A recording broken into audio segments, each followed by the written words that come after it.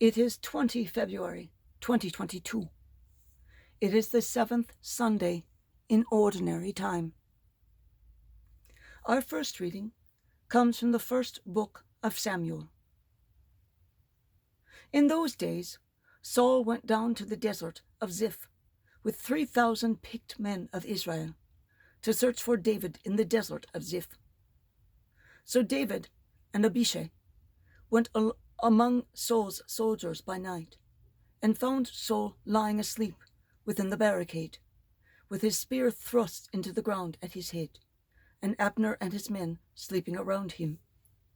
Abishai whispered to David, "God has delivered your enemy into your grasp this day. Let me nail him to the ground with one thrust of the spear. I will not need a second thrust."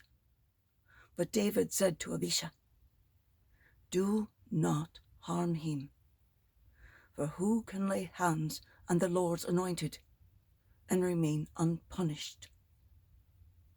So David took the spear and the water jug from their place at Saul's head, and they got away without anyone seeing or knowing, or even awakening.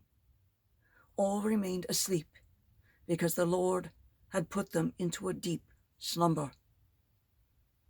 Going across to an opposite slope, David stood on a remote hilltop at a great distance from Abner, son of Ner, and the troops.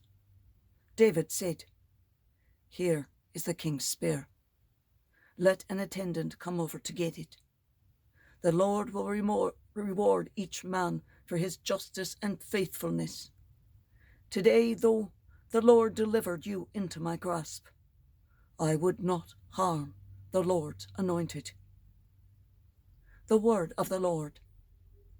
Thanks be to God.